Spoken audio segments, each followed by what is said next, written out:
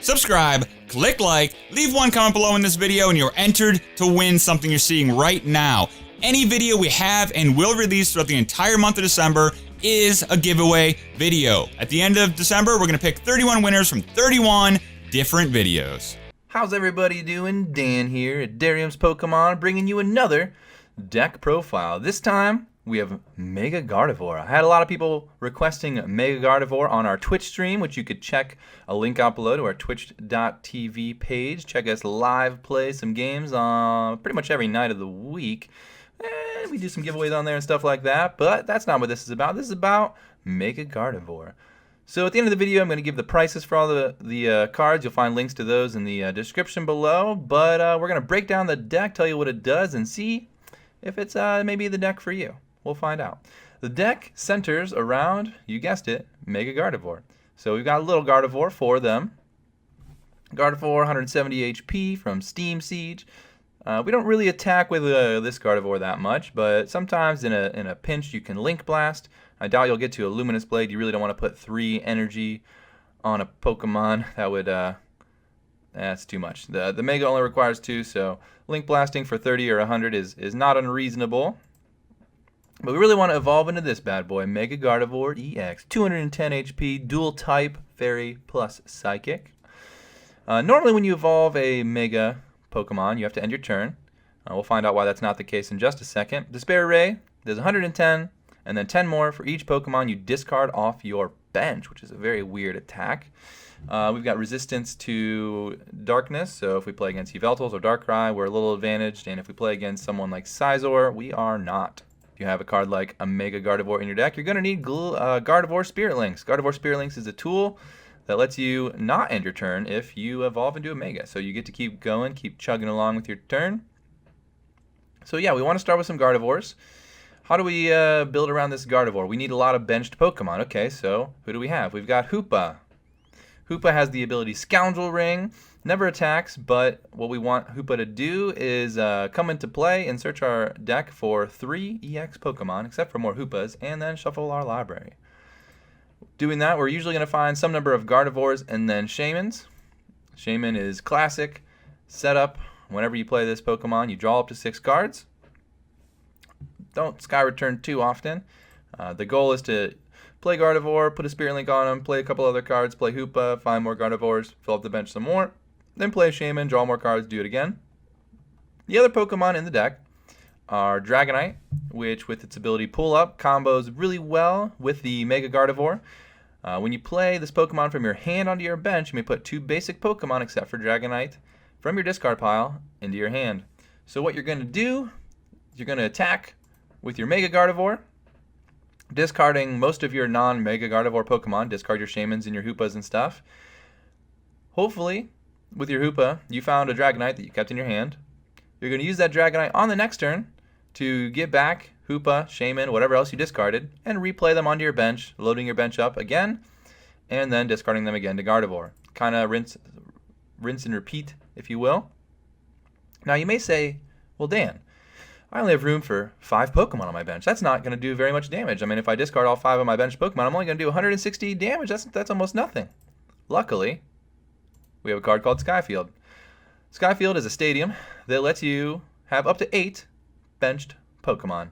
Your opponent, of course, gets 8 benched Pokemon too, but that's not usually a big deal. Not only is that effective at shutting off things like Parallel City, but it lets you have up to 8 benched Pokemon, which means that maximum your Mega Gardevoir can do 190 damage. That's going to knock out basically every EX Pokemon aside from other Megas. So we're a one-shot deck pretty much, doing about 170, 180 per hit, leaving your other Mega Gardevoir on the bench to go again for next turn. We have a couple one-of Pokemon in here. We have a Hawlucha. Hawlucha basically is a one-sided escape rope. It lets them switch their Pokemon if you play it. They do get to choose which Pokemon they switch into, but your dream is that they only have 1 benched Pokemon, and this is a proxy Lysander, if you will. And then a Rattata. One of the biggest problems the deck has is if their main active Pokemon has a Fighting Fury Belt, then we're not going to be able to one-shot them with our Mega Gardevoir. So we've got 1 Rattata to search for. If we play that, then we'll discard their Fighting Fury Belt and then be able to do the requisite amount of damage. Also is effective against Float Stones and Spirit Links they leave up there. That's all the Pokemon. Let's look at the supporting cards. We have 4 Ultra Balls. That seems pretty common, letting us search for basically our Hoopa, which searches for everything else. 4 Versus Seekers. Lets us rebuy all of our supporters down here. 3 Professor Sycamores. Discard your hand, draw 7. Don't leave home without it. 1 Pokemon Ranger, because one of the most annoying things that can happen is you get locked out by a card like Jolteon or Regice, and having Pokemon Ranger lets you have a turn where you can kind of set up that you can take advantage of the fact they're only doing 70 damage a turn, turn them off for a turn, and hopefully knock them out and get them out of the groove, and then you can Versus Seeker for it and do it again and again.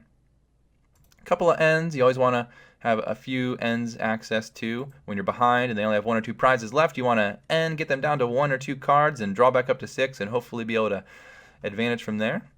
2 Lysanders. It's something you're going to have in every single deck once again. Being able to take a weak Pokemon from their bench and put it in their active to either keep it stuck there for a couple of turns or to easily get a knockout is very advantageous. Also, pesky benched Pokemon that have abilities are nice to knock out. 1 Hex Maniac. Shutting off abilities for a turn could be very useful. We don't have any abilities that we actively use, but they might have Vileplume that we might need to turn off for a second or some other ability. What else do we have in here? Trainer's Mail to help find all that stuff. Only 3 of those because we needed to make room for some of this other stuff.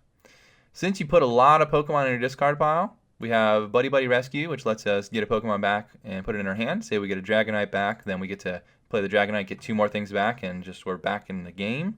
And Super Rod, just to shuffle some of the stuff back in case we want to play Hoopa again and use it. 1 Escape Rope. It's good utility if your Pokemon gets stuck inactive. We don't have any Float Stones in here. We can't have any Float Stones in here because we need to have Gardevoir Spirit Links on things.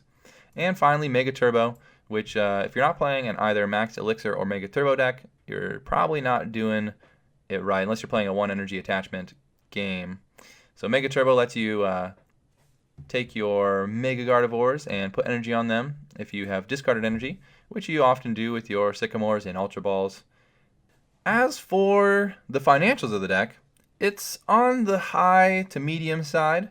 I'll put the prices here on the screen. Obviously with 3 Shaymins clocking in at almost $60 a piece, that's quite a chunk of change. The Gardevoirs aren't too expensive. Hoopa's a little pricey. Dragonite's a little up there, but pretty much your only cost is in the Shaymins. It's about $170 in Shaymins. The deck total is about $275. If you go to the lowest version of each card, not any of the full arts or anything like that, you can find that all on about $275. And you can check out the links below.